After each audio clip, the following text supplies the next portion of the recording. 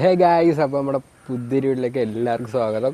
അപ്പോൾ നിങ്ങളാരെങ്കിലും നമ്മുടെ ചിരട്ടയിൽ ചായ ഉണ്ടാക്കി കുടിച്ചിട്ടുണ്ടോ? ഞാൻ എന്തായാലും കുടിച്ചിട്ടില്ല.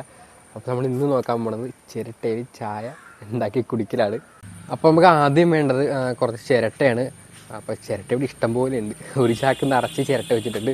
അപ്പോൾ നമുക്ക് അതിനകത്ത് നിന്ന് പറ്റിയ ചിരട്ട നോക്കി എടുക്കണം. അതാണ് നമ്മുടെ ആദ്യത്തെ ടാസ്ക്. ഇങ്ങോട്ട് വന്നപ്പോൾ തന്നെ താഴത്തിൽ കുറേ ചിരട്ട കിടപ്പുണ്ട്. പക്ഷേ ഇതല്ല നമുക്ക് വേണ്ടത്.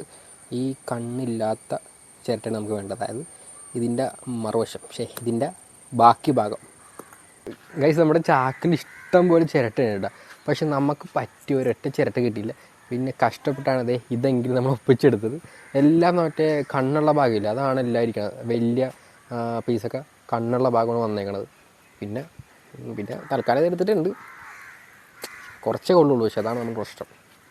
ഗൈസ്, അപ്പോൾ നമ്മുടെ ചിരട്ടയൊക്കെ നല്ല അടിപൊളിയായിട്ട് ക്ലീനാക്കി എടുത്തിട്ടുണ്ട്. അപ്പോൾ നമുക്കിനി ചായ ഉണ്ടാക്കാം. അപ്പോൾ നമ്മുടെ ചിരട്ട നമ്മുടെ സ്റ്റൗവിലായിട്ട് വെച്ച് കൊടുക്കാം. അത് കഴിഞ്ഞിട്ട് നമ്മുടെ സ്റ്റൗ ഒന്ന് കത്തിക്കണോ അല്ലെ പാലൊഴിച്ചിട്ട് കത്തിക്കണം? പാലൊഴിച്ചിട്ട് കത്തിക്കാം അല്ലേ, കരിഞ്ഞു പോയി. അപ്പോൾ നമ്മുടെ പാലെടുത്തിട്ടുണ്ട്. ഇനി നമുക്ക് ഇതിനകത്തോട്ട് ഒഴിച്ച് കൊടുക്കാം. ഇത്രയും മതിയാവൂലേ? തിളച്ച് പോയാലേ, കുറച്ച് വെച്ചേക്കാം. അപ്പോൾ അവിടെ പാല വെച്ചിട്ടുണ്ട്. അപ്പോൾ ഇനി നമുക്ക് നമ്മുടെ സ്റ്റൗ കത്തിക്കാം.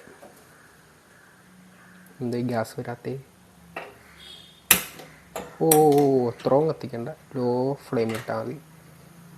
തീ കൂടിപ്പോയാലേ ചിരട്ട ചായക്ക് വരെ നമുക്ക് കരിഞ്ഞ ചായ കുടിക്കേണ്ടി വരും. ഗൈസ്, പാല് തേരിയിടുന്ന മുമ്പേ തിളച്ചു പോയി. ഷെടാ, ഇനിയിപ്പോൾ ഇതേ ഒഴുകണത് വെള്ളച്ചാട്ടം പോലെയാണ് പാൽ ഒഴുകണത്. ഷെടാ, ഇനി നമ്മൾ എന്ത് ചെയ്യും? ഗൈസ്, നമ്മളതിൽ കുറച്ചും കൂടി പാലുണ്ട്. അപ്പോൾ ഇതങ്ങോട്ട് ഒഴിക്കാം. എന്നിട്ട് ഒന്നും കൂടി തിളപ്പിക്കാം.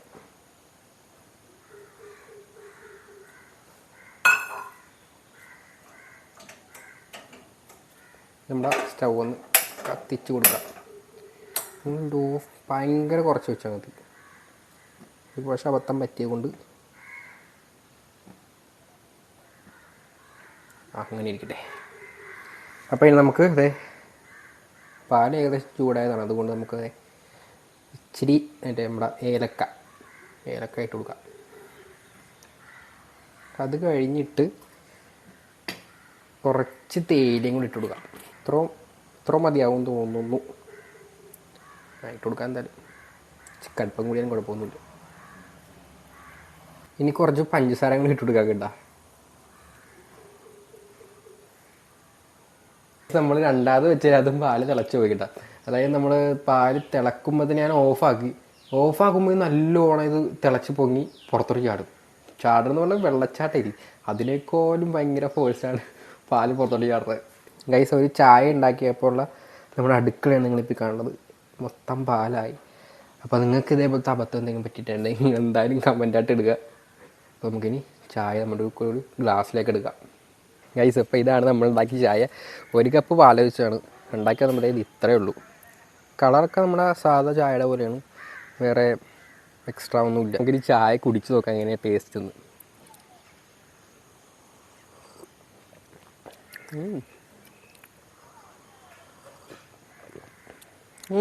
നമ്മൾ സാധാ ചായ കുടിക്കണേക്കാളും കുറച്ച് ടേസ്റ്റ് ഡിഫറൻസ് ഉണ്ട്. നല്ല ടേസ്റ്റ് ഉണ്ട്, കൊള്ളാം. എന്തായാലും മധുരമൊക്കെ കറക്റ്റാണ്, കടുപ്പവും കുഴപ്പമില്ല. കൊള്ളാം. ഇനി നമുക്കിനി ഇത് വേറെ ആരെയും കൊണ്ട് കുടിപ്പിച്ച് നോക്കാം. വാപ്പാനെ കൊണ്ട് കുടിപ്പിച്ച് നോക്കാം, കുടിക്കുമായിട്ട് നോക്കാം. അപ്പോൾ അതേ വാപ്പയോട് നമുക്ക് വാപ്പ ചായ കൊടുത്ത് നോക്കാം ടേസ്റ്റ് എന്താണെന്ന് കറക്റ്റ് അഭിപ്രായം പറയണം കേട്ടോ.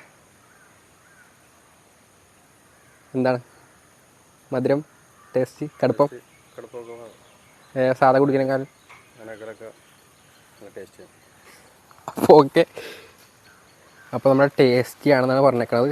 അപ്പോൾ ഇത് അടിപൊളിയാണ്. എന്താണ് ഇത്? ചിരട്ടയിൽ ചായ ഉണ്ടാക്കിയത് എങ്ങനെയുണ്ട്? സൂപ്പറാണ്. ഇത് നമ്മുടെ ചായ തിളച്ച് പോയാലെന്താണ് കിട്ടിയത്? നല്ല അടിപൊളി ടേസ്റ്റുള്ള ചായയാണ്. അതെങ്ങനെയാണ്? കുറച്ച് കിട്ടുന്ന സാധനത്തിന് ടേസ്റ്റ് കൂടുതലായിരിക്കും. അപ്പോൾ നമ്മൾ ഇന്നത്തെ ഒരു ചെറിയ വീഡിയോ ഇവിടെ കൊണ്ട് വൈൻഡപ്പ് ചെയ്യാണ്. അപ്പോൾ നിങ്ങളുടെ അഭിപ്രായം കാര്യങ്ങൾ എന്താണെന്ന് വെച്ചാൽ കമൻറ്റായിട്ട് ഇടുക. അപ്പോൾ നമ്മുടെ ചാനൽ സബ്സ്ക്രൈബ് ചെയ്തിട്ടില്ലെങ്കിൽ സബ്സ്ക്രൈബ് കൂടി ചെയ്തേക്കുക. അപ്പോൾ നമുക്ക് അടുത്ത വീഡിയോ കാണാം. ടാറ്റാ.